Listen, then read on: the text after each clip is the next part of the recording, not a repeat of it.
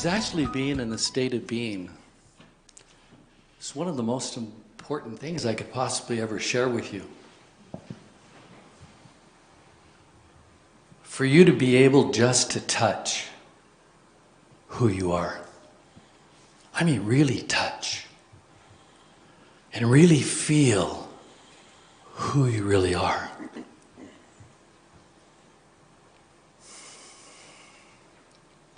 Because perhaps maybe only then can you really experience the depth of what this life offers you. We get so busy with the world. So busy with the world and our devices and all the rest of it. And I'm more than guilty than all of you of that, I'm sure. Writing 100 books and DVDs and stuff puts a lot of time on a computer. Just trying to put the knowledge out. But how much of you are you putting out in the universe, in your own sphere of being, to be you, to be unique?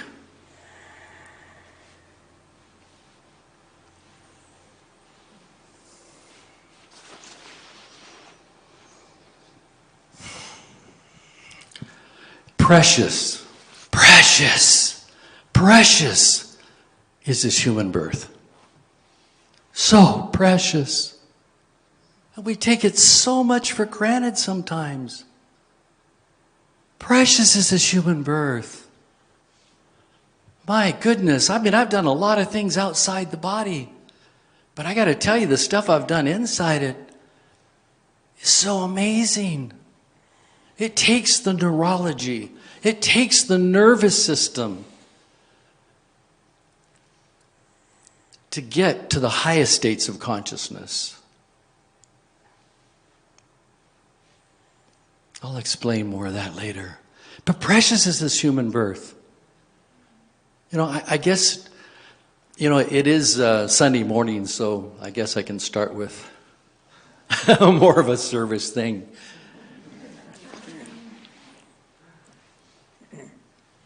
But I'm touched even to have the opportunity to be here, to speak to you, to share with you my experience, my understanding, my knowledge from my quest and my journey, in hopes that it will give you something, even if it's just a moment of inspiration, to do more, to be more, to live more, to love more, to get more out of this existence.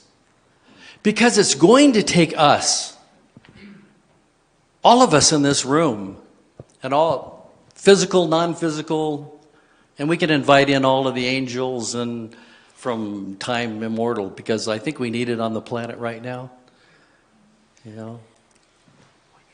But we are that too. There's a master inside every one of you. And some of you are way beyond the path that I am. There's some people that are beginners at spirituality or consciousness, and there are others that are really extreme, amazing, powerful master beings. Ones that aren't even sharing. It's amazing. We have some amazing presentations, haven't we? Some incredible people. But why are we really here?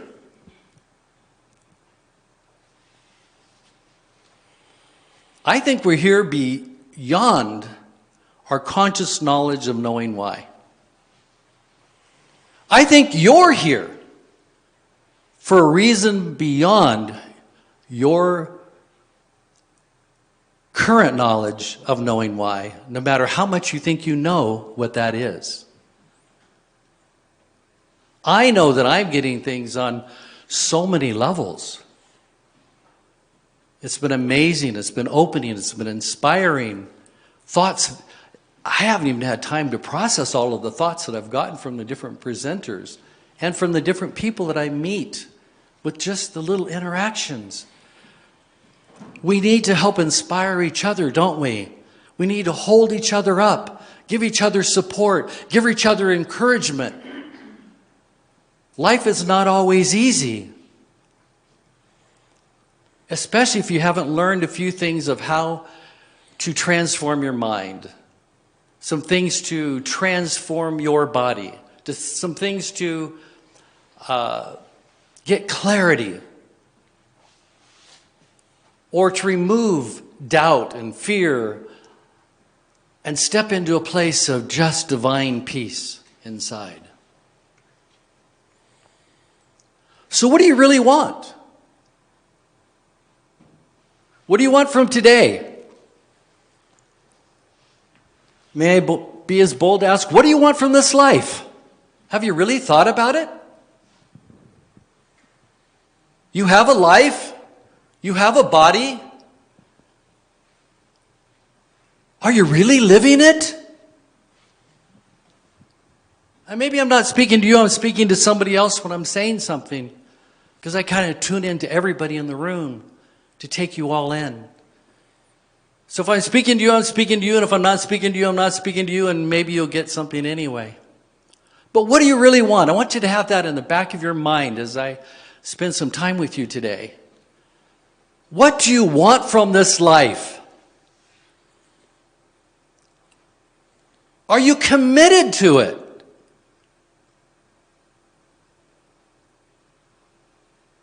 Really committed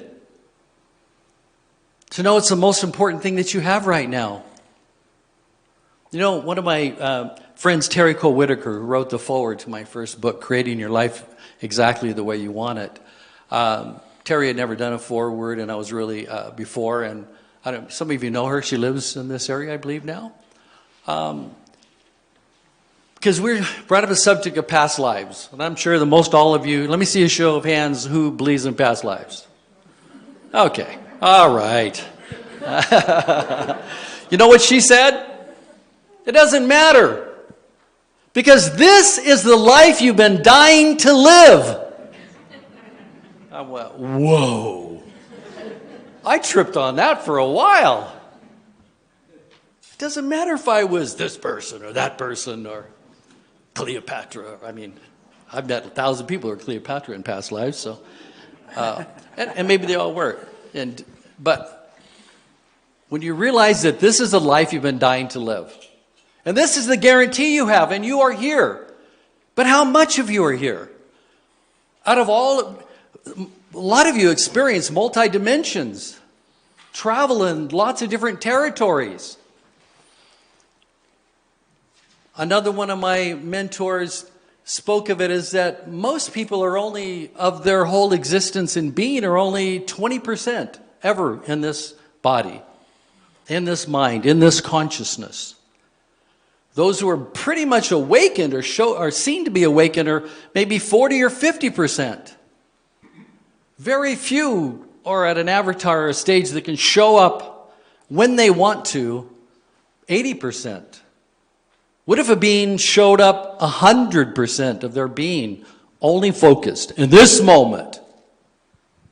What if you showed up more of you in the times you need to? I know all of it. I'm guilty of not showing up for some things, you know, like late for breakfast because I want to sleep in a little bit longer. And that's okay, because you have to be you. I'm not asking you to be anybody else. All I know is that we're living an important time and a crossroads.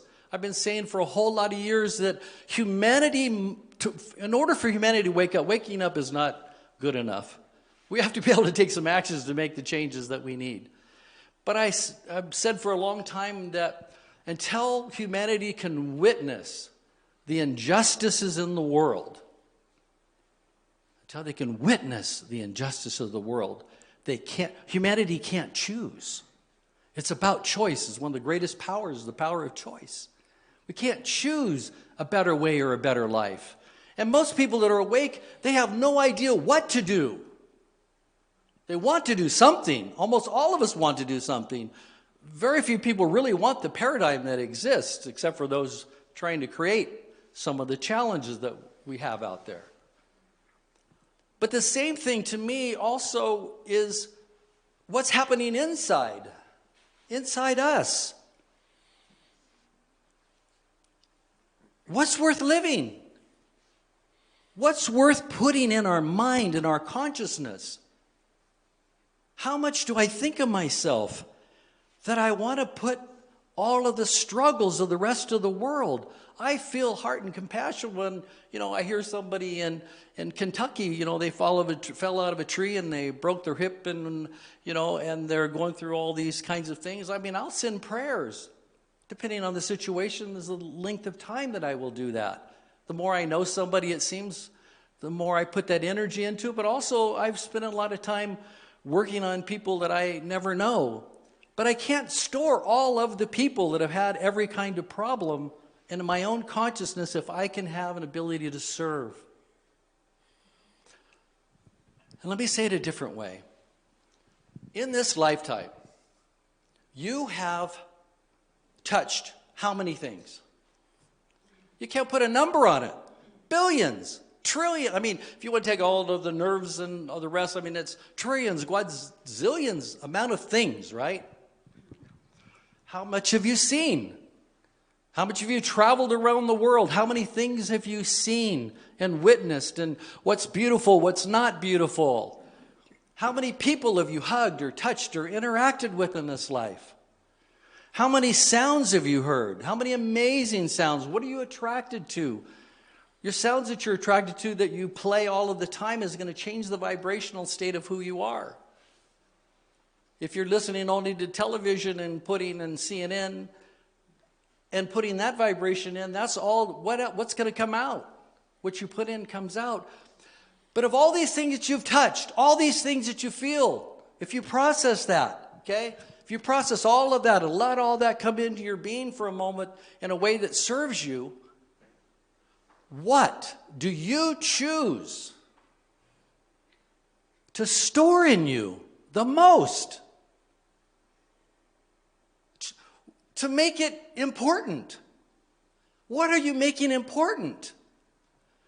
Because whatever you're making important to, you're going to resonate with and you are going to do more of that. You can't help but do that. I know if I start thinking about chocolate cake, it's happening. And I'll interject a little thing here. And, the mind is extremely powerful. And my great friend, new friend that I really love, Swaha, Ron, said something yesterday that, from about his driving to, I shouldn't say the whole story, but his driving and his mind telling him to do one thing and the actions were doing the other.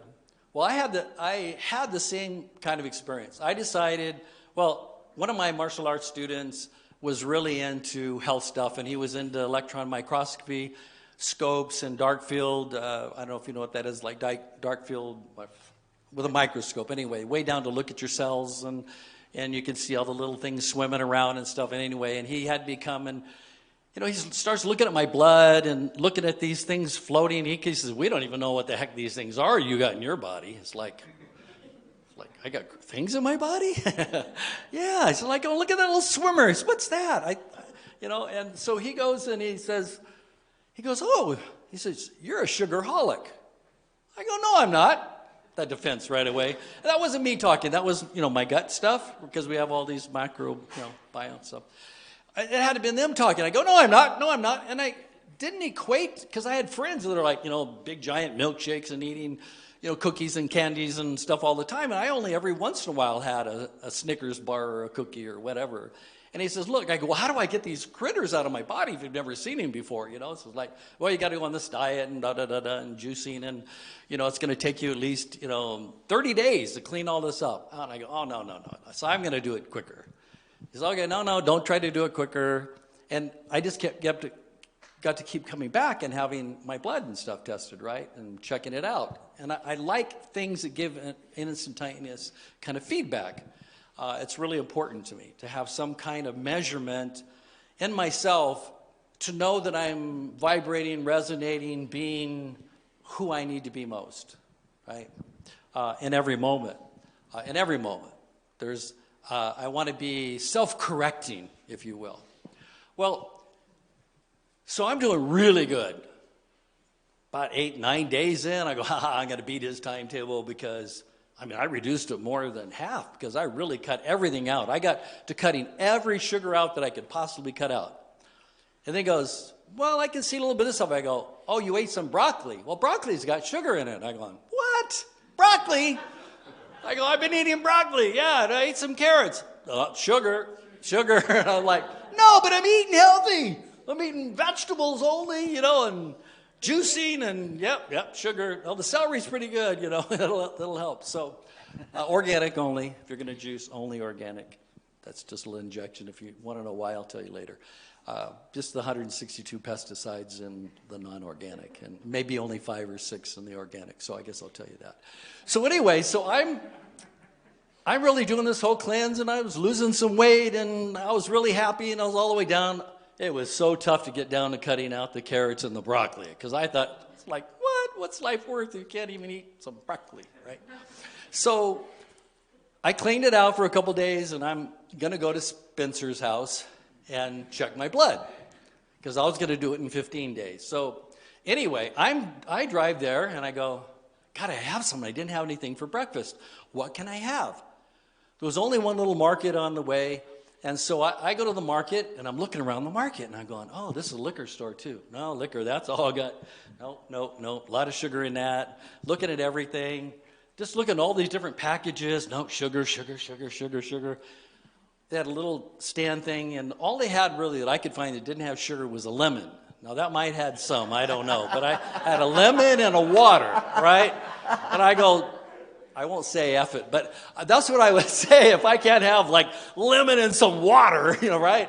So I'm going, and I'm like, I'm just still buzzed because I've done so much cleansing and everything.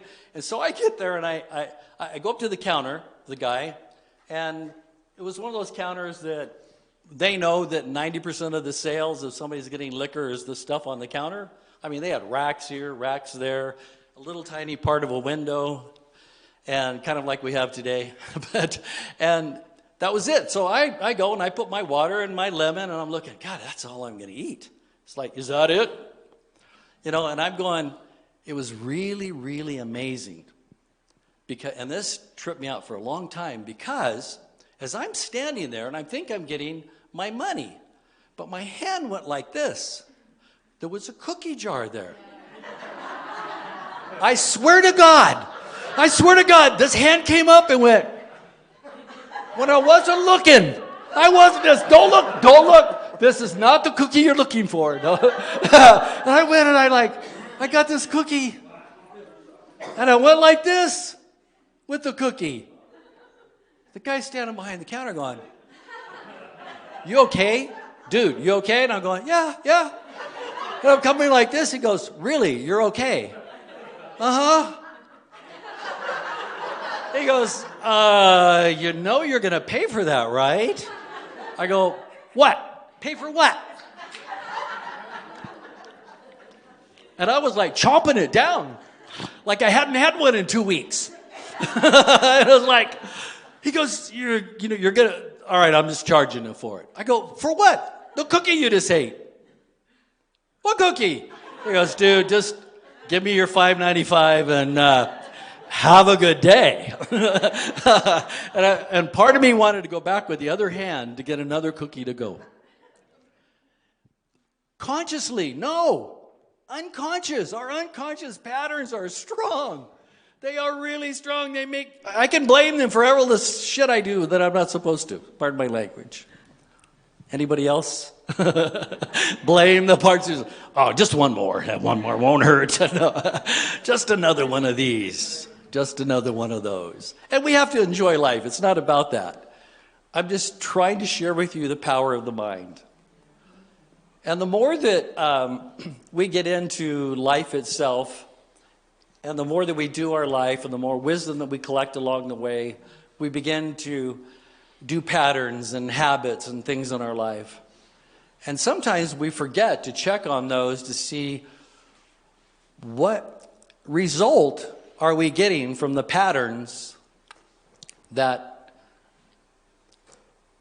we're programmed into our minds. It may seem simple. And I suggest for a lot of people that it's sometimes better for them, depending on the person, to cut down instead of cutting out. Right? I still want a cookie occasionally, very seldom. I might just want the taste of what that is. So I want to allow myself to do that. And I can do all the,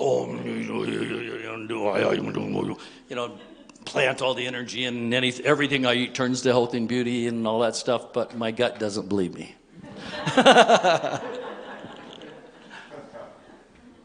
Okay, excuse me just for a second here.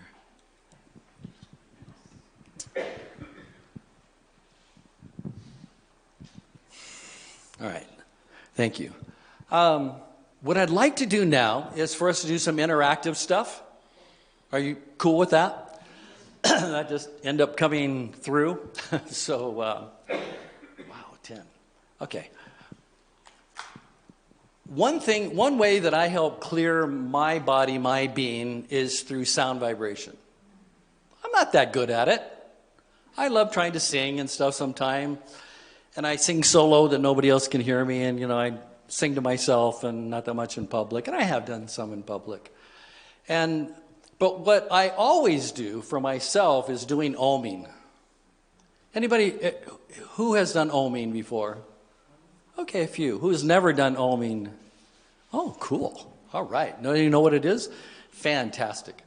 Well, making it very brief, Om is the primordial sound of the universe.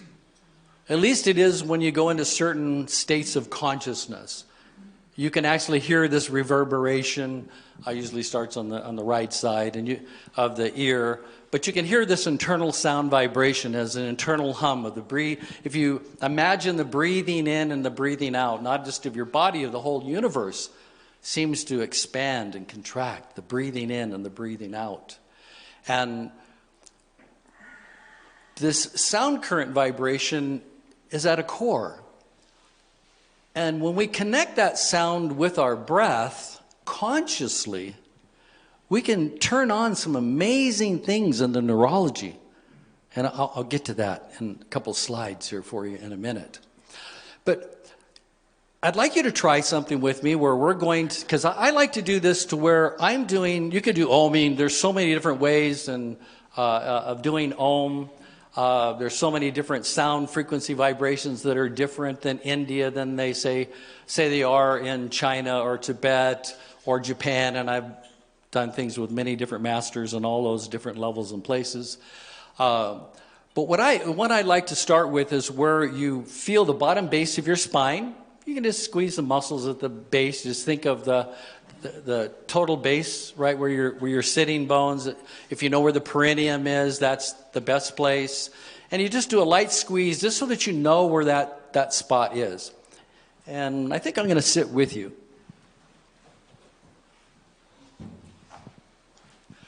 So we'll do it can you see me? Yeah.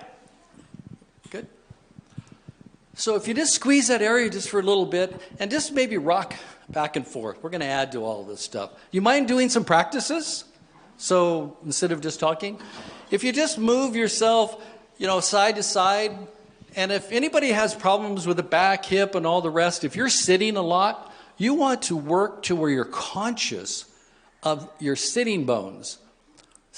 Both sitting bones equal. If you're sitting and you feel more pressure on one side than the other, it's going to change it's going to change your breath, for one thing.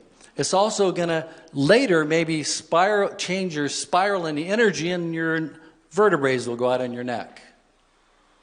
When you're sitting, you want to sit with both sitting bones, as equal as possible, okay?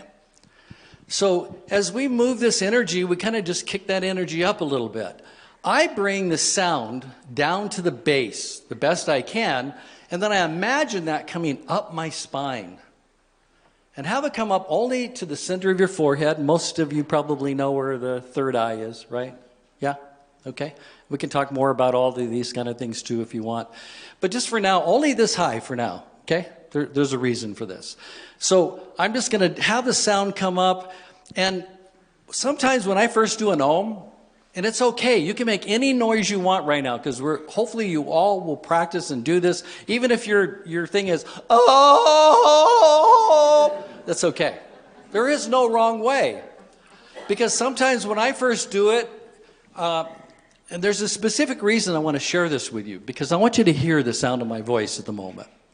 And then I want you to hear the sound of my voice after.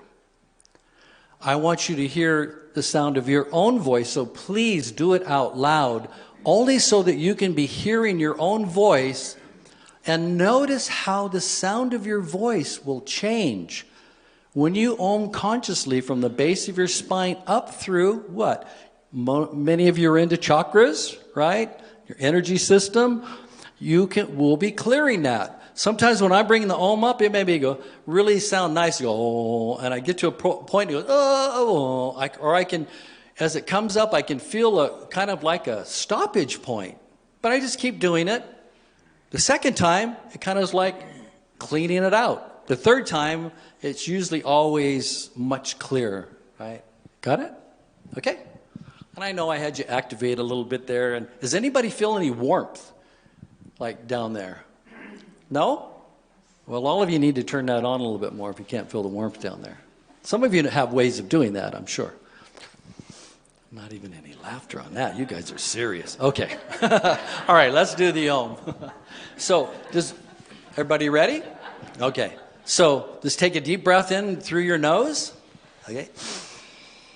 Imagine that light going all the way down to the bottom base of the spine. Hold it for a second. Let it out. Om.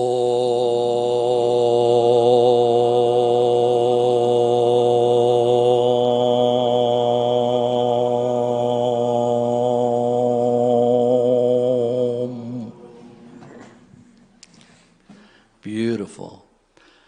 Now listen to the tone as it's changing. You can even hear the first in one Om, the change of the sound of my voice. Once more. Take a deep breath in. Breathe out.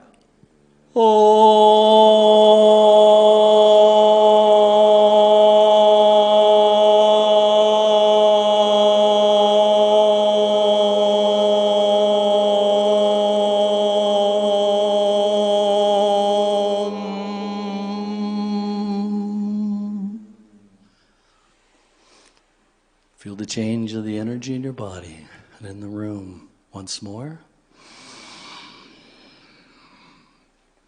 Breathe in deep.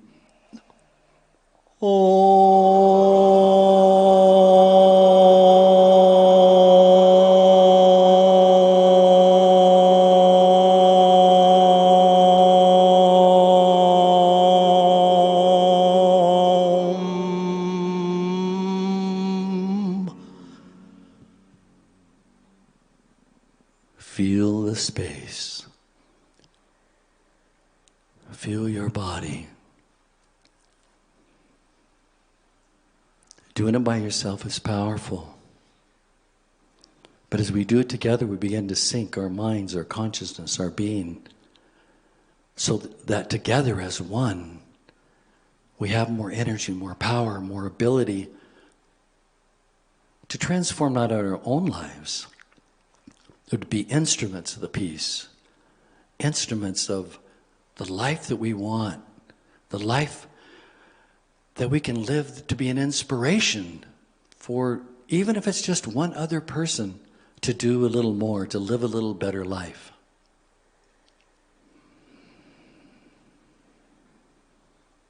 Who would like to do just a couple more Oms? Yeah? All right, let's do a few more and just let it go and let it be organic, okay? So you don't have to be in the timing of us all together, but we will come back and do a connected breath together. Oh.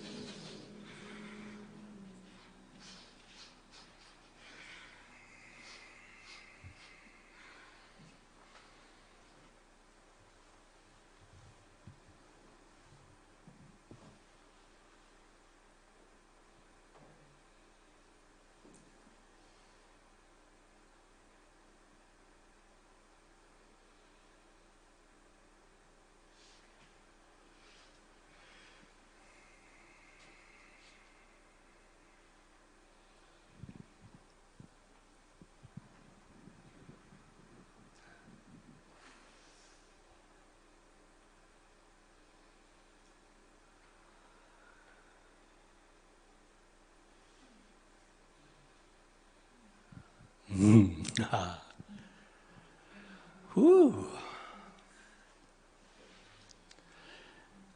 And I invite you all to take a holy breath, however that equates for you, where we all breathe one breath together. Can you be as simple as breathing in and breathing out? Do you know that a lot of people want to find God? You know, I have found that if you can sit still enough, you don't have to look for God. God will just, whatever that term is, come and be with you and be you. So let's consciously take a breath together. How about that? All of us doing one unified breath consciously. We were kind of doing that. But if we could just breathing in. And I imagine, I like breathing. There's a reason why, and I'll share that practice with you in a little bit. From breathing in, as I breathe in, I breathe to the base of my spine. And I'll explain why here shortly too. But in this process, if you just breathe in really deep to the base, without sound, unless you want to hear the sound of your voice. The natural sound of the voice itself is ha,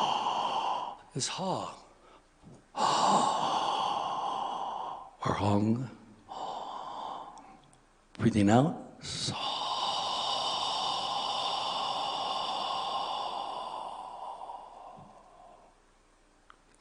Breathing in with me.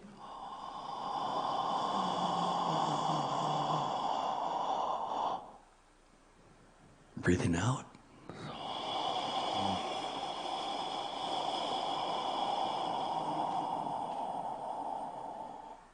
Make your breath more holy. Breathe in.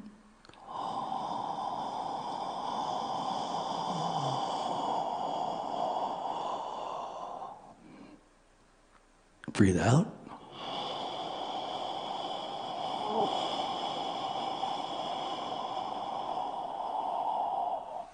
If God was breath, how much would you breathe in? Breathe in.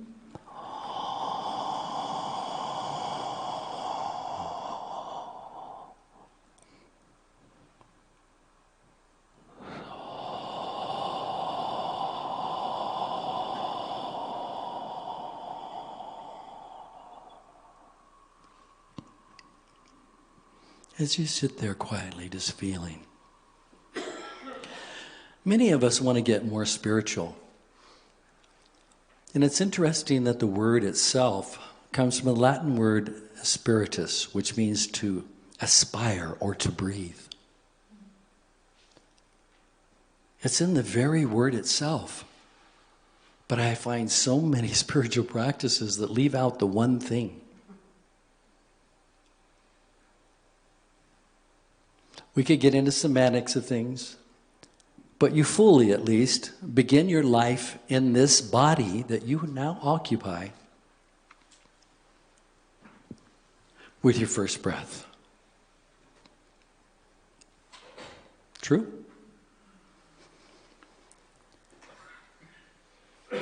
the way that you breathe really determines the length of your life, the health of your life.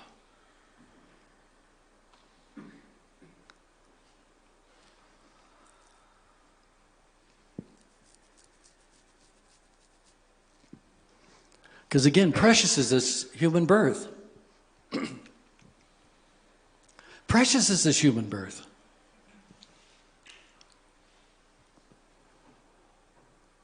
Let's look at it this way. See if I can paraphrase this for the time that we have.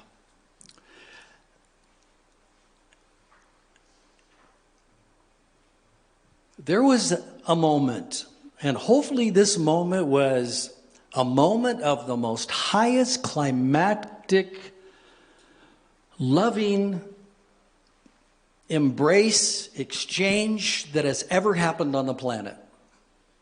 And that was the one that made you. From those little sperms into the ovum, right? There may be 1 million swimmers. Usually only one gets in. And when the sperm hits into the ovum, it's very interesting that all the other swimmers, there's a pulse field, that, like a divine spark, that expands out. And all the other ones back away, kind of like going, oh.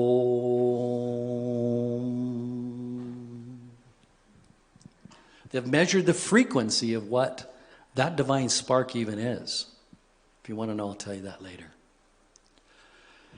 But from that, okay, from that divine spark, that creation, the beginning of that creation, it begins to divide and become you. Think of the amount of the infinite consciousness that must exist innately within you.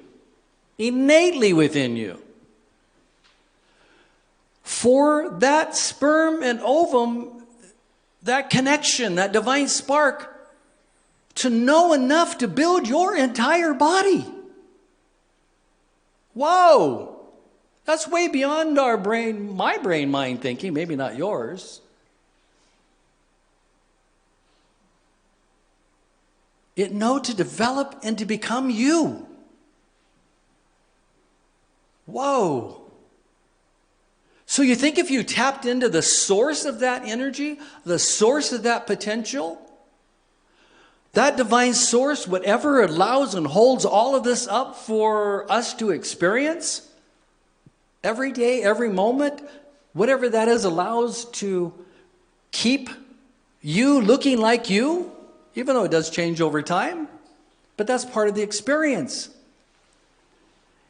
Do you think maybe if there's enough intelligence in there to build your whole entire body, that if you tapped into it, that it could maybe heal a hurt elbow? Your knees may need a little, myofascial massaging, energetic massaging. Qigong is great for that. It's just a study of moving energy. Big fancy terms. Learning to move the energy. But if you can tap into the infinite potential of you and you do that divinely every day, would that be beneficial to you? Yes or no? Yeah. There's infinite potential within you. It's been said many times, the kingdom of heaven is within. But if you understand going to the source of you every day and tap into the okayness of, you were totally okay with being created, weren't you? You check inside and say, well, no, I wasn't okay with that. No, so some part of you must have chose or whatever, or something chose you. Wow, even if something just chose you to have this life, right? Amazing. Amazing. That's what you can name it whatever you want. I'm going to be paying homage to that. Every day when I wake up, whoa, chance for another breath. I'm pretty conscious in my dream states too, but when I wake up, I am so grateful that I can get up and my body can move. I'm so grateful to have someone in my life that I can wake up and hug, and if I'm not already, and share the love that I have. before I start anything in the day. I'd be in the presence of what I love. I'd be in the presence of myself. I get up and I work on myself right away, doing all my body exercises.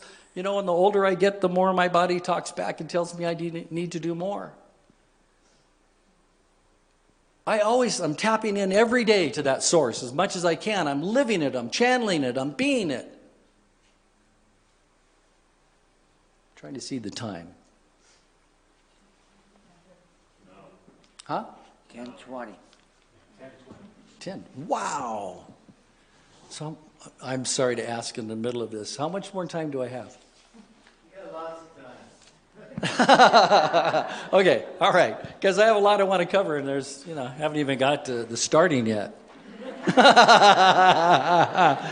And again, I'm going to ask you what it is that you want. What do you really want? What do you want from this life? What's possible? I can tell you anything is possible. Really, anything is possible. Anything is possible. I'll tell you my story later. I don't want to mix that with that. But I do want to share with you, even because I may not get to it into the slides, one thought of this from that divine spark, right? And it's actually zinc. They found that the potentiation of that divine spark needs zinc. In fact, a lot of ladies who cannot get pregnant, they don't have zinc, the right amount of zinc in their body. We could talk about health too. Zinc is at the very, very core, and with all the stuff that's happened in the world, it's become pretty predominant. You need zinc, and you need C, and you need vitamin D as a base every day. Okay, some you can get from the sunlight, some you can't. That's a whole nother talk. But that potential, that's one of the reasons I always do zinc as well every day, and it's really helped transform a lot of things in me. But that potentiation from that spark. And this is very, very brief, but it's so powerful to understand from the practice that I want to share with you, is that, from the sperm and the ovum, the cells and stuff start dividing. It divides into a tube, kind of like a little tubule. And, I can't kind of make it too well with my hands, but it starts unfolding. One end of the tubule comes to the top of your head, right here. Top of your skull. The other is the bottom, the base of your spine. Anybody hear of Kundalini? Right, you've heard of Kundalini. It's an energy force, or a practice. It's an energy force that actually opens up all of the chakras, energy systems, meridians, or whatever you want to call it. It just activates you, okay? There's ways of just channeling energy through the body. But the Kunda, what a lot don't realize is that if you go deeper into the Sanskrit, that the Kunda is you see on the tail of the spine, like you have the 3 joints, whatever, on the finger. It's the same thing. You've got these little things, almost like we would have a tail. That bottom base of that is called the Kunda in Sanskrit teachings. So if you want the Kunda to work, that's why I was saying go down to the perineum, you're close. We're in a very basic, class of things. And so you're awakening that energy. But as that develops, as that tubule develops, you must realize that your spine grows out of that. As you're being born, your spine grows out of that tube. All of your organs grow out of the spine in different places, different locations. That's why if your back is out of place, your circuitry's all off, your neurology is off, your thinking may be off. Are you practicing your sitting bones? Balancing those? So when a person understands, and I go deeper into this in other teachings, but when you understand that it all grows out of that, that's more the reason to do breath practices, to do sound practices that open up the energies and things in the spine. All of the immortal yogis or whatever, the ones that that have said to have lived for thousands of years or hundreds of years or whatever, do spinal breath practices. All of the older Chinese, you look at the Chinese Taoist masters, and all of their beautiful Tai Chi or movement, all of that is about opening the energies in the spine, breathing, sending energy through the being. Why? Because you began this life in this body with your first breath. And if you can be more conscious of, they have worked out through time of learning to sit, and they've learned how to turn the circuitry on. They've learned how to turn the energy on that balances all of the chakras, the energy systems, the nervous system, the meridians, and how to phase the different nervous systems so that they create a different harmony, so they create a different frequency. And when you change your frequency and change your vibration, just like we did with doing the ohms, and you all felt that, you can attune to things like the mountain here, or Lemuria, or the past, or wherever that you want. You can project yourself anywhere more in space, because your spine is your antenna. It's your connection of your neurology to everything you experience. So the healthier that is, that's why every day I'm doing bending, stretching. I have ways to put all my own bones back in. You know, if I can't be around somebody to do that, I've learned how to do it for myself, and learned how to do it on other people, to learn how to do it on me. You know, it's because the more I carry that, the more energized, the more powerful, the more conscious that I become. And then later I can do things with opening things with a third eye and activating, crown chakras, and, going out and above my body, and then traveling to other spaces, places, dimensions, coming back into my body. Or I can learn, I can tune in and activate, say, the third and fourth ventricles of the brain to have other kinds of states of samadhi and things happen. You can learn all these practices. It's already been done as a scientific practice.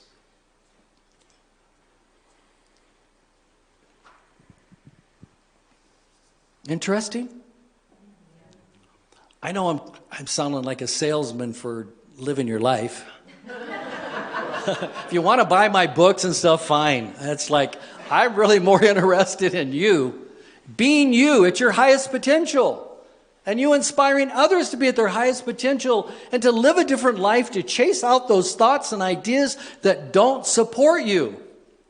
Why would you want to store in you things that matter the least to you? You would be surprised that if you just have a belief that shows up, but the belief has to be congruent to how you feel. It takes more than going, I want money, I want a new Mercedes, It may show up in your driveway, but it usually takes some work. It takes some other things for that to happen and to manifest.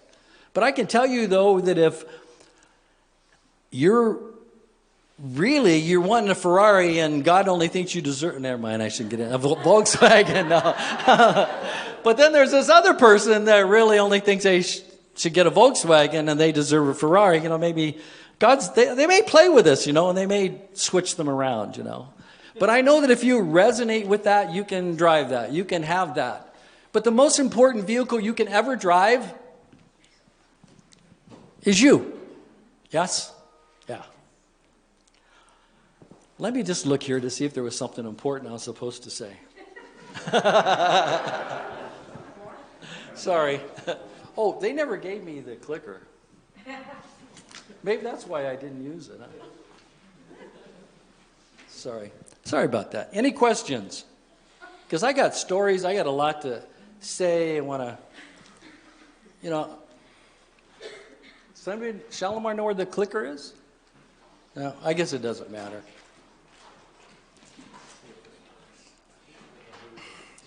Okay, one of the quotes that I have is, always have the courage to live what you love and to love what you live. Well, I should tell you a little bit about my original imprint, since it's already up here.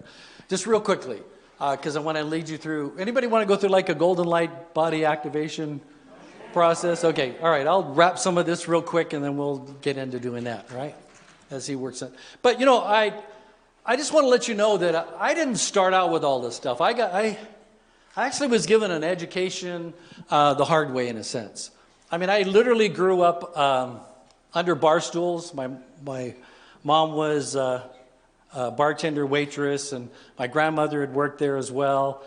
So that's not the best place to start getting your education. My mom had 5 kids by 5 different people, so I got to experience lots of different dads. I didn't really get to experience my real dad because he left when I was about 2. And of course, I processed that must have been about me, as a lot of children and things do. But in not having a physical father, made me search inside. That's okay. So it made me look inside. It made me lay out in the grass and wonder about me, wonder about life. And I remember taking little tiny sticks and just peeling the bark off of them, because I heard this concept about God, and I knew that there must have been something more about this life, right? And I would just lay around, even when I was really, really, really, really little. I would dream on these things. So it led me to more of an internal father, external as well. But I thought, well, I don't have time for all the depths of those stories, but I went really, really deep into that. And then I had an experience where I was struck by lightning when I was 5.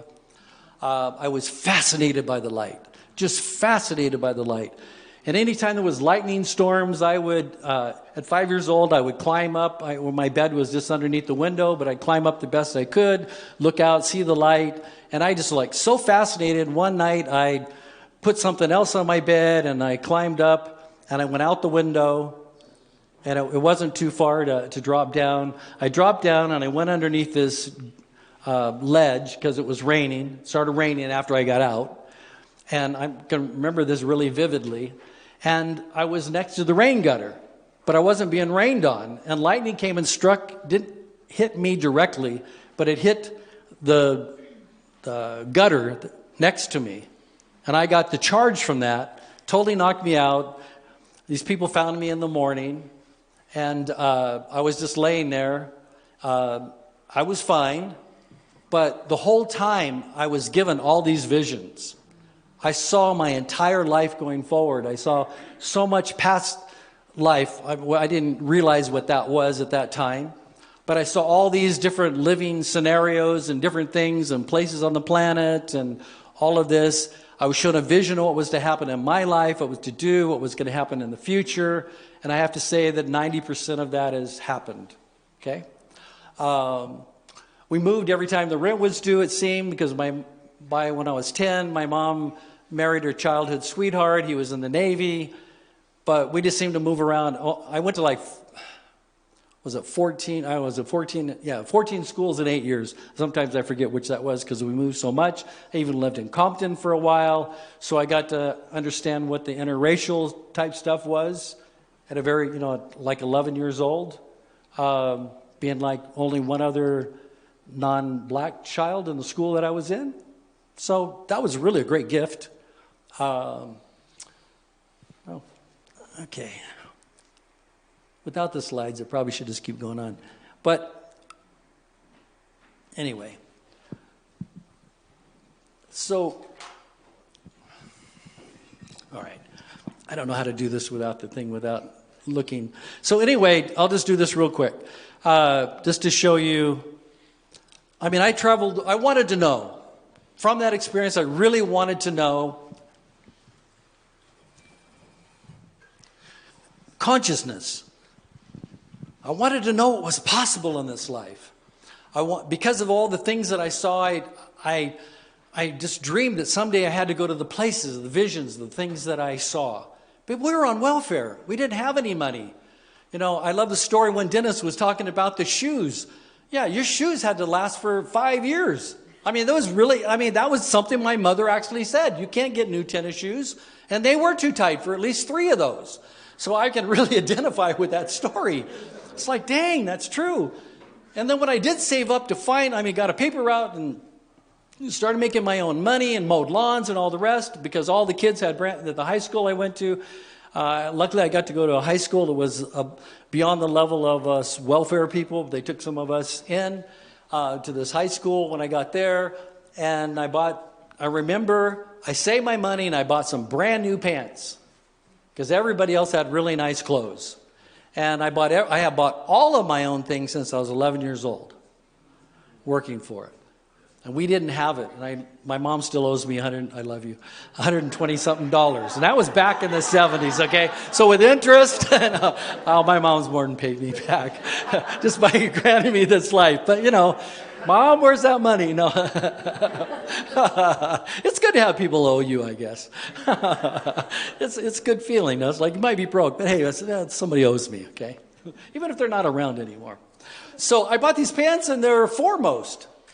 J.C. Penney's. Brand new. I got made fun of way worse than if I had bad old ones with holes in them.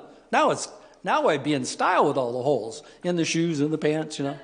But it's like because everybody had Levi's. Levi's was it.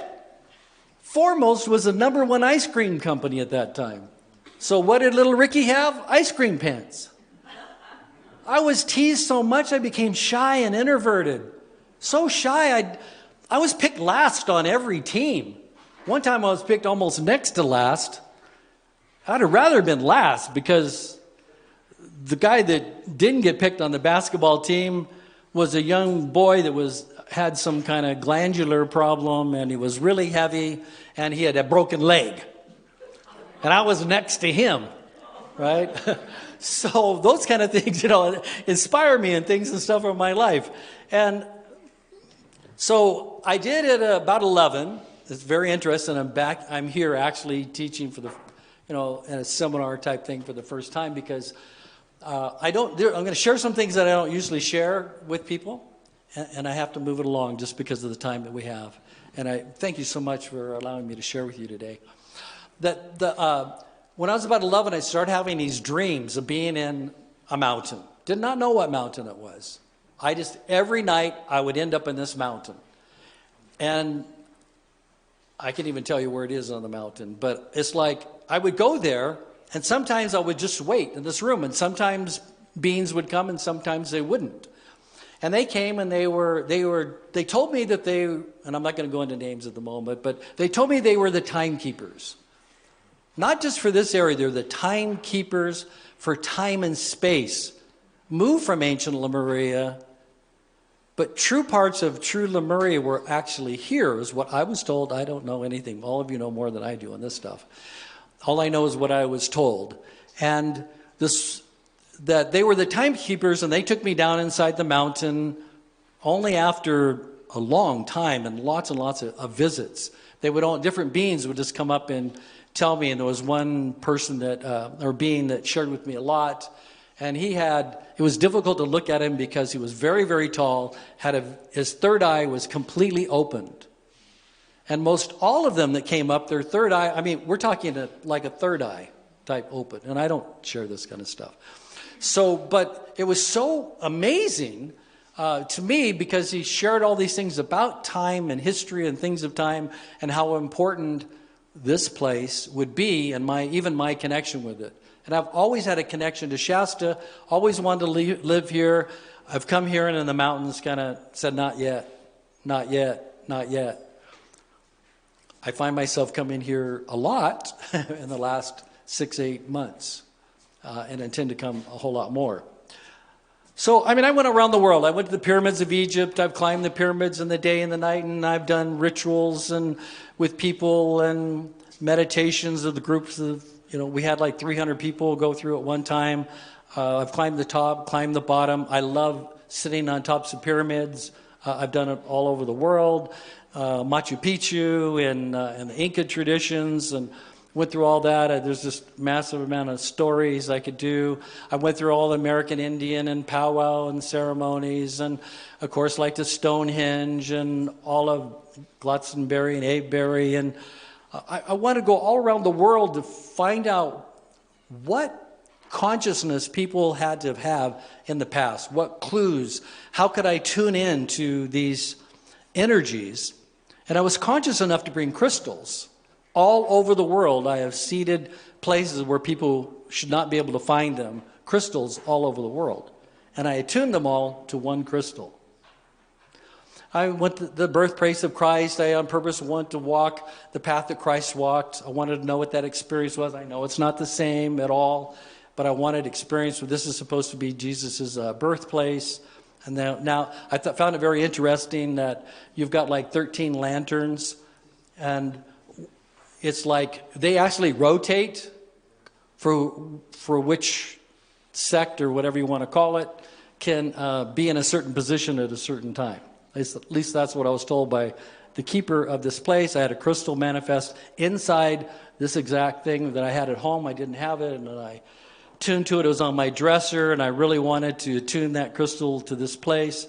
And as I'm doing that, and I'm just bringing it to my third eye, I almost created, I created a little indent in my forehead from that crystal that manifested.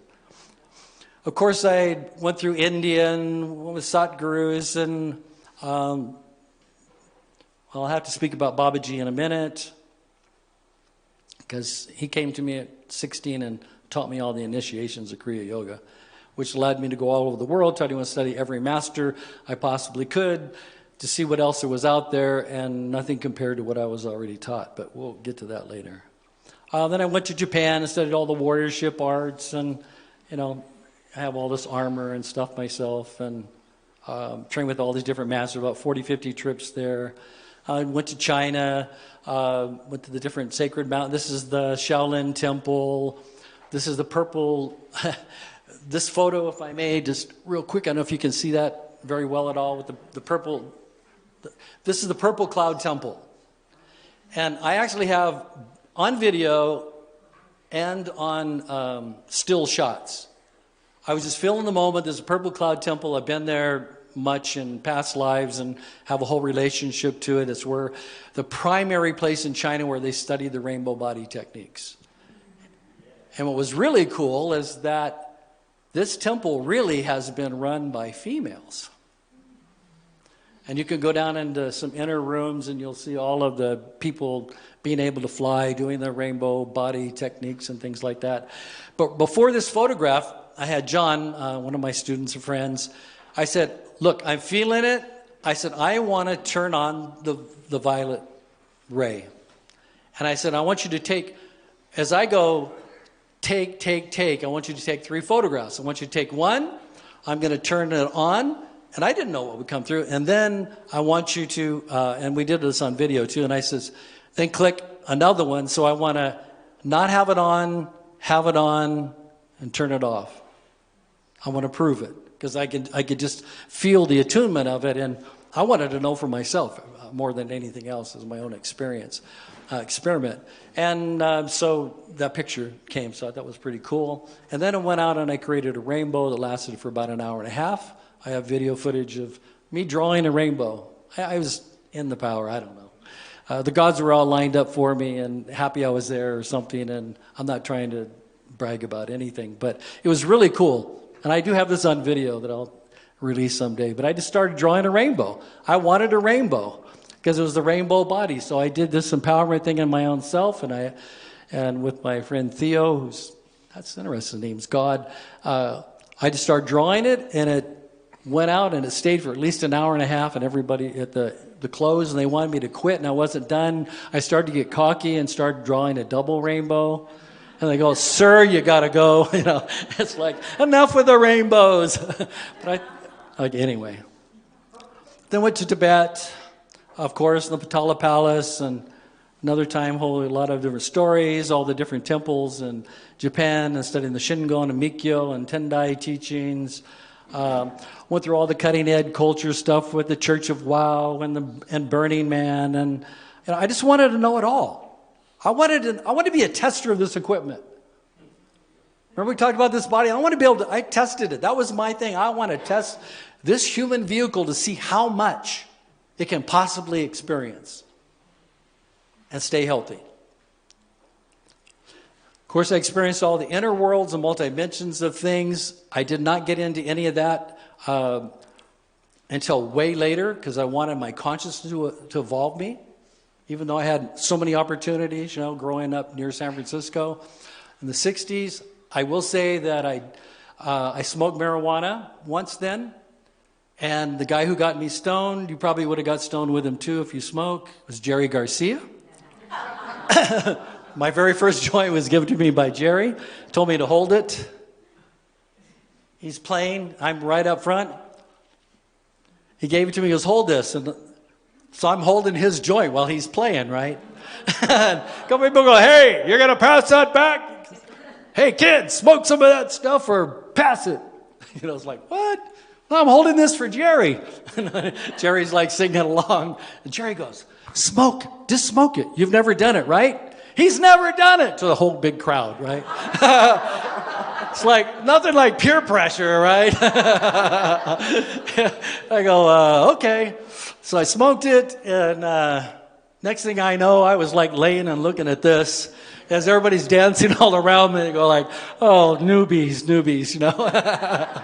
And then later I smoked more, and then I helped the band. They needed help, packing everything up because it was at a park.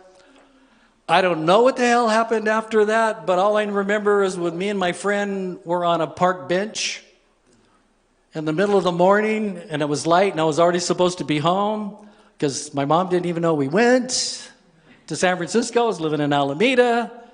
I was staying at his house, he was staying at mine, that kind of thing. Oh my!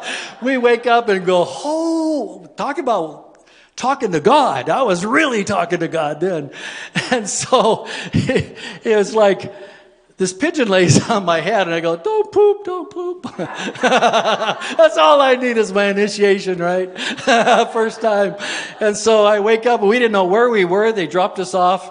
As I realized, it was just across from the bus station. I don't know how they figured that out, but then I remembered later that the van doors went open and they pushed us out and said, "Thanks a lot, guys. Here's another joint. Goodbye." And so, I got a million of those kind of stories. But anyway, I could not believe it. For at least 2 years, that my mom never knew, because she knew everything. She knew everything I did, even like you were smoking. No. She would know it all. But that, if she did, she let it go, and God talked to her or something. So all of these teachings really, and all of this stuff, I was really questioning one thing that I've kind of found is what I would consider the doorway to everything. And maybe it found me more than I found it. I mean, of course, I just kept searching. I won't get into all my stuff. Anyway, I did all stuff, meditate with the Dalai Lama. It just goes on and on and on. I studied everything I could. That's all right. The bottom line is to be happy. This is all about you. Oh, boy, we could just go on. So, I won't bore you with that. Wasn't that quick? So, that's what happens when you don't have a clicker and you do a whole nother talk. So anyway, I want to know about the power of the spine, only because we're going to do this empowerment exercise here real quick. And that's just me in armor. If you're going to be a martial artist, you're not going to hire, I'll just take one moment for this, you're not going to hire the sword guy. Like if your village needed a swordsman to help protect it, the guy that's sitting there like there with a drink and he's sitting like this, that's probably not the guy. Yeah, I could fight them guys for you. It's probably not the guy you're going to hire, right? If you meet another person and they're sitting and they have a presence, have their sword on the side, they're told how the alignment, see the difference of the spine? Even in your own sitting, how you're sitting, how you hold your presence, how you hold your body will dictate how that spine, your antenna, communicates with the world. If a person is in this state, you can pretty much know what their emotions are. Different body positions create different states, okay? And a lot of that has to do with what you're doing with the spine and how the energy is running through the body. So that's why we do practice, is to clean the power and to clean the spine. Because you have this fluid that flows up and down. You have breath currents that naturally flow up and down. Your nostrils change which predominant nostril every 45 minutes, at least. There are ways to change those things. There's ways to unify that breath. There's ways to unify that breath and to take it into places of your own consciousness to go anywhere you want. I suggest the first place is inside you. To clear, to clean you, to give you that clarity of you before adding the outside world. Because a true master is one who can master, in my humble opinion, who can master that their inside world and their outside world match. When you can get the inside world to match your outside world, then you're mastering your life. And again, it's not about being anybody but you. Be you. Be unique. We need you to be unique. You were born to be unique. You were born to be you. So that you can bring you to this world. Otherwise, we'd all look the same. We'd all be the same. Do the same things. Boring. Right? I haven't found the exact role model. I found a lot of really great role models for different things for my life, but not one for all of that. We all have different wants and needs and desires, and that's awesome. And it's great that we share them.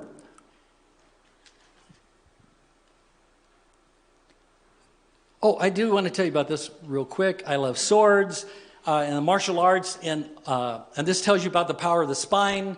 And my martial arts, for a person to become a master with me in martial arts, they have to take what's called the Doshi test. It's a teacher of the warrior. You become a warrior of the ways of enlightenment. Okay, and to take this test, your martial arts skills aren't good enough. You have to have a lot of martial arts skills.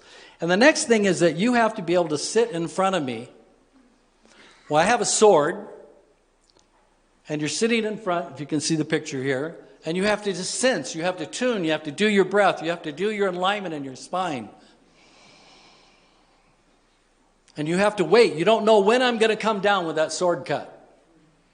Sometimes I'm doing it just as a reset that person's spine, their humanity, to take them to a next level in their life.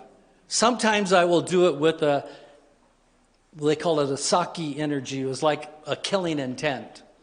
So they can feel that. They have to be in presence of the life and the presence in the martial arts enough to trust that the arts will take care of them. Just like you need to trust that life will take care of you. When you get the head out of the way of the Creator that created you to give you this life experience, this possibility. Right? So a lot of things, first they're going through their mind. Wee. Oh, I got to move. Me, I wanted to fly out of my body because I knew how to go to my body. When my teacher gave me this test, 1980-something, 86 in Japan, I was going to fly out of my body, take a look at my teacher, and as he swung, I was going to dive in my body, and I was going to avoid the cut, and I was going to roll out of the way. Well, that didn't happen. Because he put the sword on my head and he goes, "Don't think! No thinking!" I go, "Yes, okay." And it's got to be that Dennis guy. We won't say it's Dennis Adams, but he's the only one whose phone comes on. Thank you all. I hope it's God calling at all these moments. I know you're busy. I know that. Well, bring him up here. I got a few questions I have for him or her. So anyway, you need to be able to do that and to roll out of the way.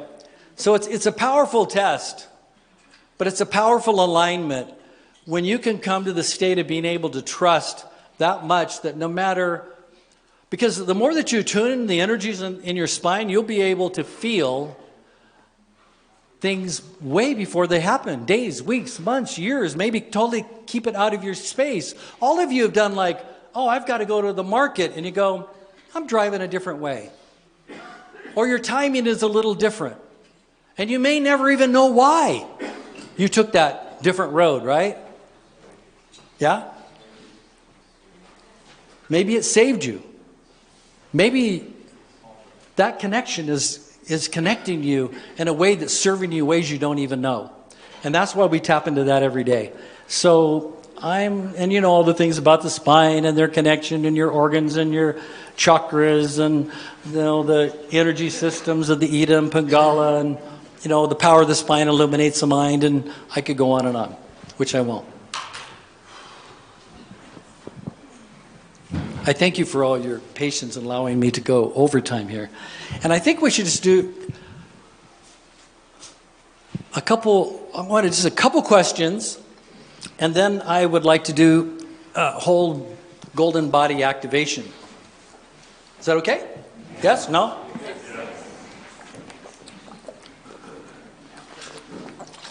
I'm just feeling there's a question or two that I need to resolve first so that the whole room can be back into the state like we had.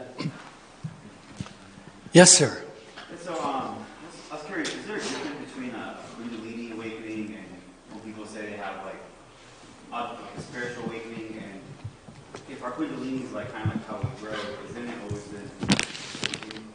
So what I'm hearing your question is there a difference between a Kundalini awakening and a so-called spiritual awakening? I'm just wondering, is that the case? Because it seems like we have knowledge of the spine. If from the Kundalini, then I'm just wondering, how does that work, and what can you do to kind of like make that happen? Well, that was your real question. Your real question is, how do I make that spiritual awakening or Kundalini happen? Yeah. To answer the first part briefly of your, an awakening is an awakening. We all have a body, and the body has a nervous system and a neurology, right? And that there's many ways to become conscious. Mentally, physically, spiritually, emotionally, sometimes all together. And when the energies run through the body, you can learn things like Qigong. You can learn things like Kriya Yoga. You can learn other practices where you're directly, and Kundalini Yoga, where you're directly, because yoga or yog, it means union. It means the more that you tap into that source, right, whatever name that we want to call it, the more that you tap into that and begin to strip away all of the things in your mind and your consciousness that doesn't serve you, then the awakening is going to happen automatically in you. There are ways to activate those powers with certain breaths and certain breath locks. Peter's going to be sharing some energetic things, I'm sure, with the breath in knowing him. And energy. And you can do that in ways that you are, for a Kundalini, you'll be awakening energies at the Kunda. There's all different kinds of breath practices. It's usually done with breath. It's done with holding breaths in different ways. Different teachers have a different process. I really recommend that when you start these things that you do get a good teacher that's been in the territory. There's a lot of videos that you can learn to start with, I know, on the internet and all other places. But some of these things, if you get into and you're doing these practices and blue lightning bolts are just shooting out your third eye, and you're not being able to stop it, you might want to be able to call somebody, right? And it does happen. Some people have gone into spontaneous remissions of things that I've had to help people through. That circuit just keeps going and going and going and won't be able to shut down. So spiritual openings happen in all different ways. For some people, it's just somebody passing and their heart becomes so open, right? Because really, I forgot to tell you in one of my first slides that you could forget all of this. And if I had to sum up a main message, that I would tell you is to love more. There's only one message I could give you, is just love more. That's going to get you there. Love more. Because you're born to be here to do that. And the greatest fear that you probably really ever have is the fear of your own intimacy. Or the fear of the intimacy with you. That's too deep. And with others. You're great and wonderful in an open crowd, but there's a lot of people that shut down the most, and they're crying for it the most. They do crazy things in the world because they've shut that down. They've shut down their ability to love, just to hug, just to be. There's far too many lonely people in the world. Don't be one of them. Go out there and hug somebody. I gave the same speech, or way deeper, to a group of grandmasters, and they made me Grandmaster of the Year. Because I told them, all of them, they thought they were the most powerful people on the planet. They could kick anybody's ass and yada, yada. And they probably thought they could. And I said, it's not right, not true, because I can. They all laughed. I did it in a way that they all laughed. And I go, no, we all can, and that doesn't even really matter. So what? Now what are you going to do? The toughest battles you'll ever have, the ones that are between your own two ears. Yes or no? Give me somebody to fight. Yeah, it's over with. Wrestle in the mud. It's like some people wrestle with pigs. And the problem with wrestling with pigs is the pig loves it. You're going to get dirty in the process, and the pig loves it. So you're not going to win. So that's the same thing with our own mind, right? What do we wrestle with?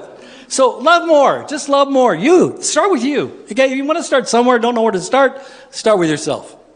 Simple. Okay? The other, be kind. I got a whole list. Okay, so that somewhat satisfy your question. I mean, I could talk for days on that. But your spiritual awakening and your kundalini is when the more that you get presence with your own self. Practices things like qigong. I really recommend Kriya Yoga, from a good teacher. I'm going to share some things with that in a practice right now that'll help with that awakening, okay, in just a minute. Yes, ma'am. Did you ever participate in Vipassana? Vipassana? Oh, absolutely. Vipassana breathing is one of the things that I very first started with. What about Donk from Burma? Did you use his practice? I don't know that being, no. It's 10 days. Oh, which? It's a 10-day. A 10-day, yeah. Well, yeah, Vipassana is a great place to start.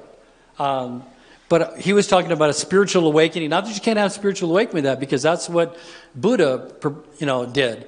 And I did that whole thing too. I went to India. I sat under the Bodhi tree. I could tell you deep stories. Did reach these different Omkara states. I did that on purpose. There was the whole thing with it. When I was done, there was over 200 monks sitting. And the Rinpoche that was there after I was done invited me to come, and I spoke to them all. I don't remember. But I do remember looking out into the crowd, because I went there early. I went to the river where Buddha did. I walked. I went through wanted to go through the whole experience the best I could. I had already learned a lot of all these techniques and stuff, as I said, from Babaji. And I went into these states. I won't get, just because of time, speak about that. But it was so amazing, and it was a great experience, and I've got thousands of those kind of stories. But Vipassana breathing does anybody want to know what that is? Well, basically, a Vipassana breathing is that you're learning to your whole concentration of being is concentrating just inside the nostrils, at the tip of the nostrils. And your whole focus is breathing in and breathing out. You work on clearing your mind. I'm going to sit down for a second, because I'm going overtime. Sorry. So you're breathing in and out through your nose. You just become as simple as the breathing in and the breathing out in your nose. Now, Buddha went around for 40 years afterwards just teaching this basic technique, because it's so powerful. And I stack some things on top of the Vipassana breathing that will help a lot of people that don't meditate a lot, and maybe they're in a position where the mind is just, they tried breathing and concentrating there, and they're thinking about the garbage and their bills that are due, and they've got to go to the market and all of these things. So I designed this little practice some 40 years ago, and there's others that use it and stuff now. And but so when I just add some words to it. If you're going to have words, you might as well use things that are useful. Okay? To calm and to train your own brain for a change. That's interesting. Use your own brain for a change. So I go to, I am breathing in, I am breathing out. So I try to focus all my consciousness just on breathing and breathing at the nostrils. And I would just breathe in. You can do it with me if you want. It's like breathing in, going, I am breathing in. I am breathing out. And each breath I would fill myself even more, from filling my belly, midsection and chest and into the nose. But I use the words I am breathing in and I am breathing out to give the mind something to do. In the beginning, I learned to hear my breath the best I can in my nose.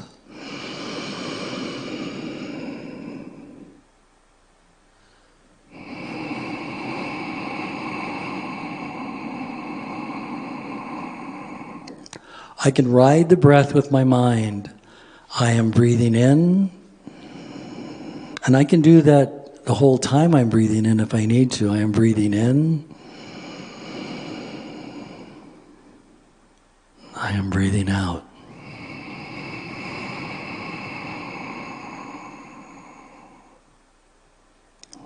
And just continue breathing in and breathing out, saying, I am breathing in, I am breathing out. And then after a time, and I'm just more sharing the practice more than doing it with you, I drop off a word. I am breathing.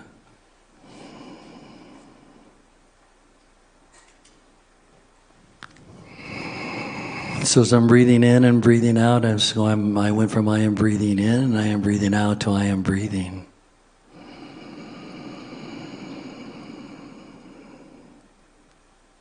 And just being as simple as the breath.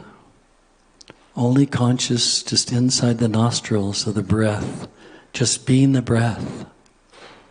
Can you be as simple as just breathing in and breathing out?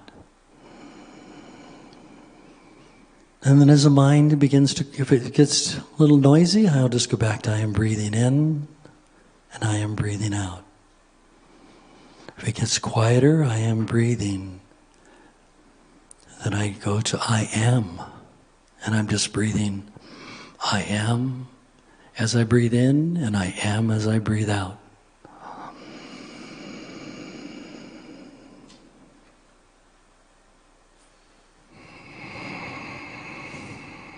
And I'll spend time with that for a while, and if I need to add a word, I will. If I can drop a word, I'll go to I. And at sometimes I've been conscious of the third eye opening, but still concentrating on the nostrils. Then maybe my breath is only going from the nostrils to the third eye.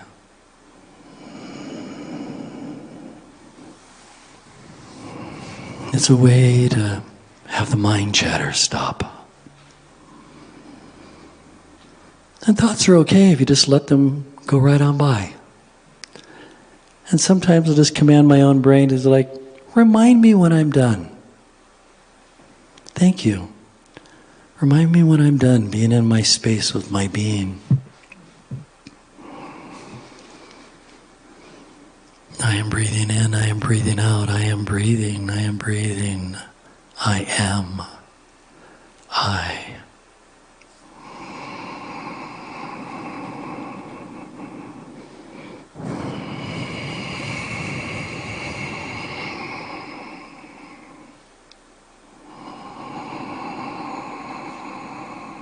And as you continue your breath, in whatever way that you're doing and quieting the mind,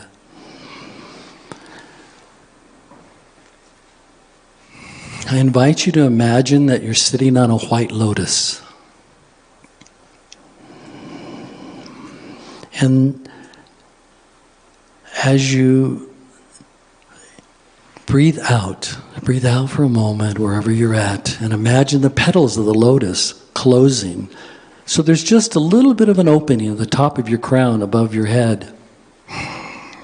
And as you breathe in, this beautiful white lotus opens.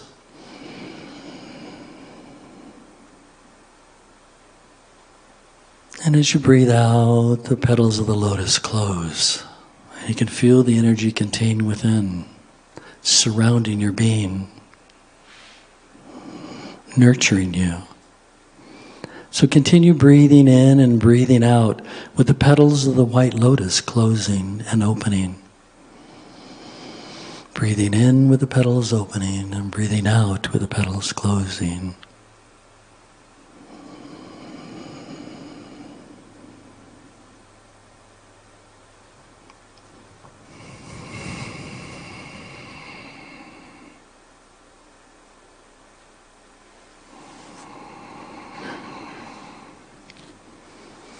And continue now and allow your mind and consciousness and light to come up your spine to your heart. And invite into your heart the most purest love that you've ever known or ever felt. And imagine another lotus just opening and closing with the breath. Opening with the breathing in and closing with the breathing out. And all of the petals of the lotus begin to shimmer and shine as it shines, and it purifies your heart, purifies your love, holding the light within. And as you breathe in and expand yourself in the opening of the lotuses, you can feel that pouring out to anything and everything that needs it.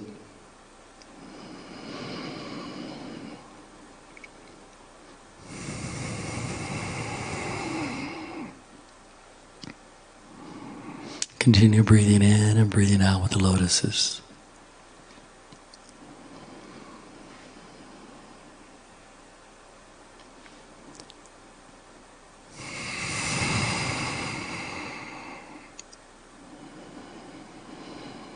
And as you take another deep breath in, I want you to imagine a golden shaft of light beginning to build in your spine, coming up from your tailbone, rising up through your heart and coming up to the third eye.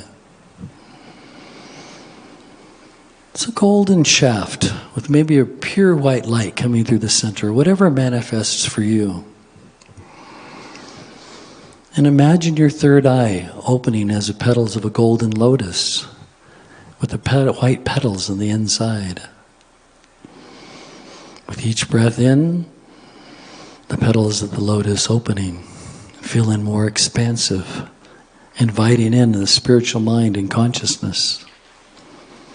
As you breathe out, the petals of the lotus close, but they refract that light down through your whole body and spine.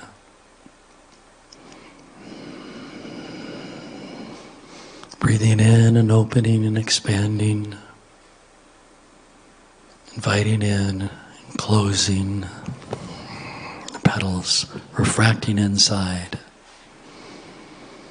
And feeling all your being expanding and contracting. The divine pulse. Invite in that divine spark. As best you can imagine it, that created you in the first place. And I want you to bring your attention now all the way down to the base of your spine, to your perineum.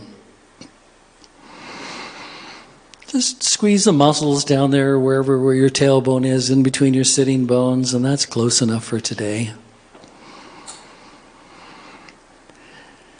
One of the secrets of the path, the Kriya Yoga path, is for your mind to flow with your breath, to be conscious, for you to be consciously with your breath. But it's more than just the mind or the mental conscious, it's all the spirit of you. So I want you to take a deep breath, like we did for the Oms. Take a deep breath all the way to the base of the spine. Fill it up at the spine, hold it for about 2-3 seconds. And as you breathe out, I want you to breathe, allow as you can begin to breathe out, I want you to breathe up your spine. And as you do, I want you to imagine a light coming from the base of your spine, flowing all the way up your spine, only to the third eye.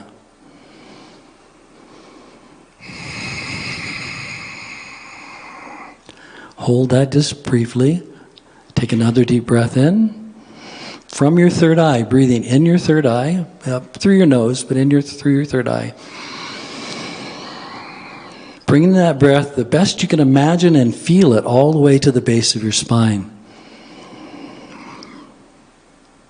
Hold just for a second and breathing out. Imagine that golden light flowing through your spine. It might start out at only maybe an inch and let it build and glow. As you breathe out all the way to the top to the third eye. Hold it in a sense like it's like a waterfall and wants to just fall over the waterfall and breathe back down. Usually it's 12 seconds up and 12 seconds down. Just continue with your breathing. Breathing into the base of the spine and allowing that breath to flow all the way up your spine, and allow the light to begin to grow and widen an inch or just an inch or two. You're only building in a shaft. It's like if you could light up your entire spine with the center of the spine with this golden light. It's more about increasing that vibration and intensity of that light in your spine. As you're breathing up and down your spine, intensifying that light.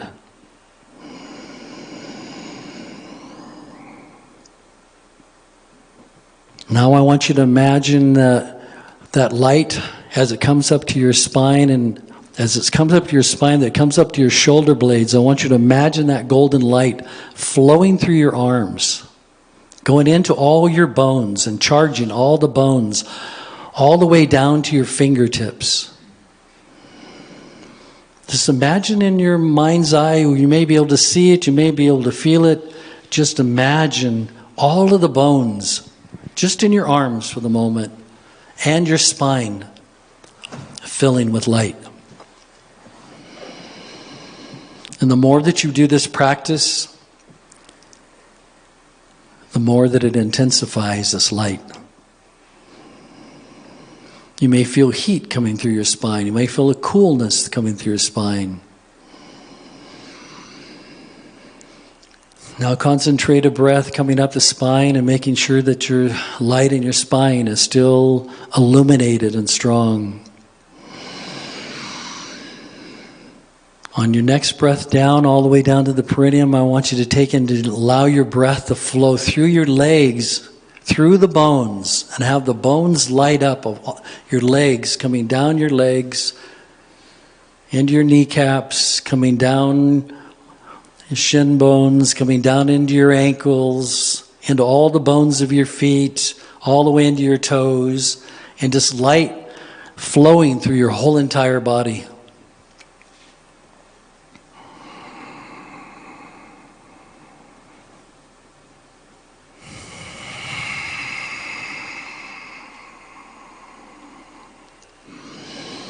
Imagine this pure white, golden, pure light, like a diamond's, if diamonds were in the center of your spine and in your being, just lighting up all of your being. And as you breathe in the next time from the base of your spine, breathing up, intensify that till it's at least 2 inches of a shaft as it comes all the way up into your third eye. You open up the petal of that lotus and have the golden light illuminate your entire skull. Feel the entire skull, your brain, all the matter infused in this pure, golden, white light.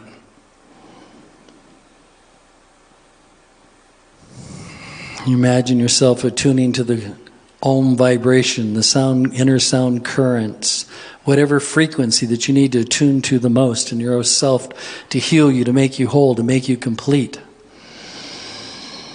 Illuminating your brain and your mind, containing all the energy within you. And then I want you to breathe your spine again. Imagine you're going down to the very base of your spine. And let's just intensify just the shaft. Remain all of the light and all of the bones, illuminating your whole body and being. And the more that you do that pure white light in you, through all of your system and all of your chakras, it'll begin to, with the breath, will begin, and the sounds, it will begin to clear all of that, and you'll radiate the frequencies of whatever frequency, light, vibration that you want. But I want you for now to really just intensify in all of your mind's eye, just intensify that shaft.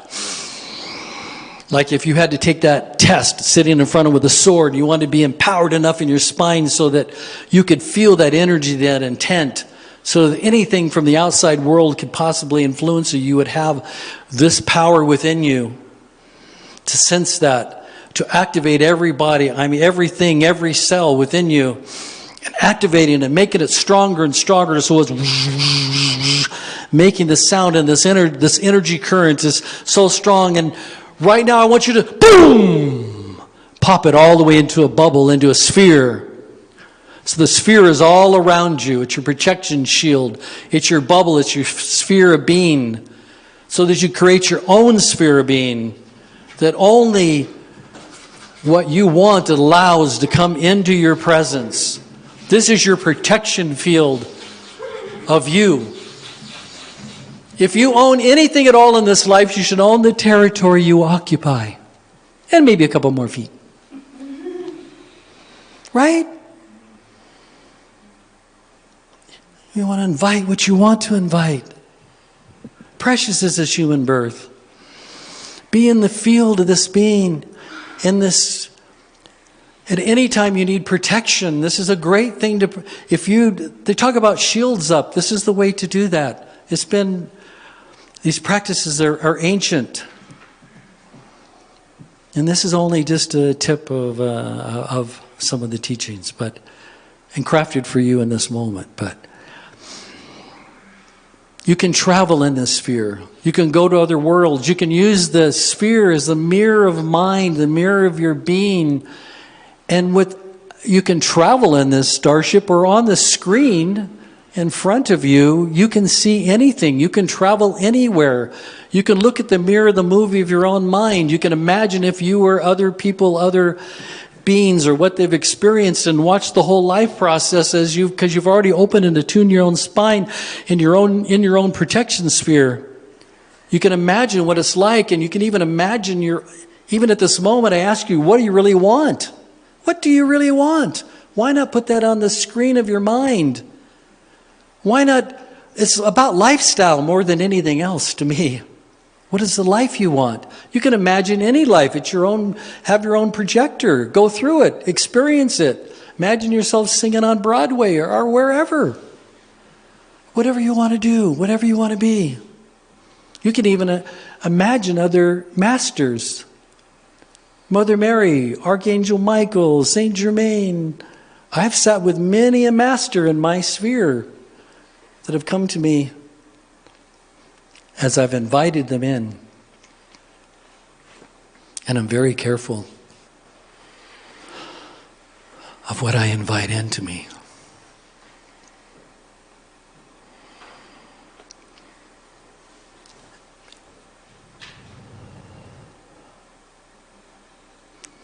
So I invite you to finish up your thoughts on that.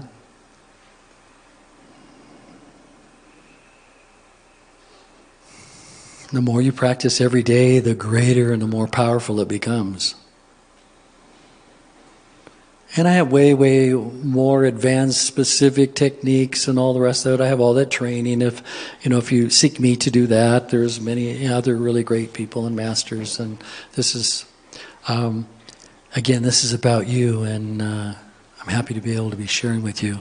As you take, now I want you to take that whole sphere. You can leave it around, the sphere itself, you can leave around you as a protection field if you need to. But for now, I want you to collapse most all of the energy to where it comes back into the top of your head, into your third eye, coming down your spine, coming all the way down your spine and coming to the very base of your spine. And lock that energy and that knowledge into that kunda area. So you know where your sacred knowledge can be. A lot of people try to pick your brain and get your wisdom there and try to talk you up with a lot of things that may not support you. But it's a pretty sacred area down there. You only share that area with chosen people, usually.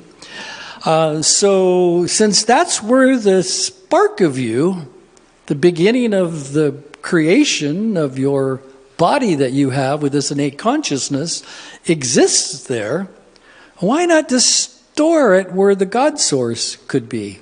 Now, I think the God source is all of you and is everywhere and is in everything, everywhere. And I love the concept of Dennis that I'm in a spacesuit because there's more space. Careful not to get spaced out. You can get spaced in too. But if you store it in you, you know where that sacred garden is. And you can nurture that. and bring it into yourself all the time when nobody else even needs to know, with the certain kinds of breaths, when you've awakened the spine, when you awaken the being. Because, precious is this human birth. Precious. Precious. Just have one breath. I'll kind of end with this. That, let's just say that you've just been tripping all around the galaxy and you're just out there in space. You've been, wherever. And you got an opportunity to show up here in this space on this planet for even 5 minutes. You never had a body ever before. Tripping for thousands or billions of years. Never even had a body. But you got to come down here and sit and be for even 5 minutes. Whoa! Looking out, you'd be going, whoa! You'd think you're on a ley line. You are. Masonic Lodge. You go like, just to look and to see what you see, you can get all of the conscious you need anywhere within a few feet from you to learn anything you need to about the universe or about yourself. Why? Because it was innately built in you to build you. Again, there's an infinite consciousness that can build from a couple of tiny cells a whole body.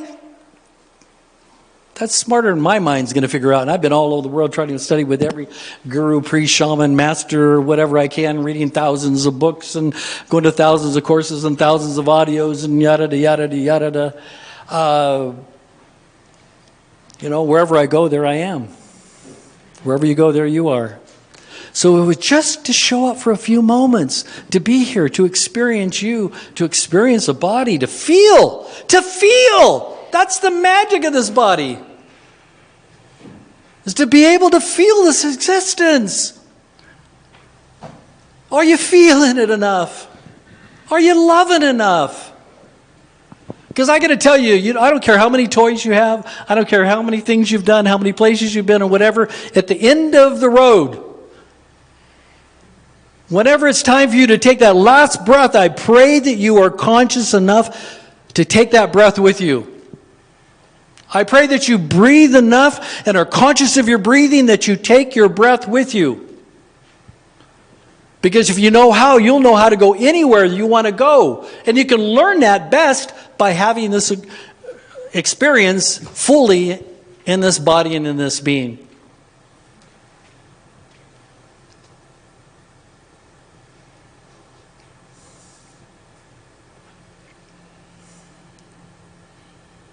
I just love the opportunity to be able to share with you.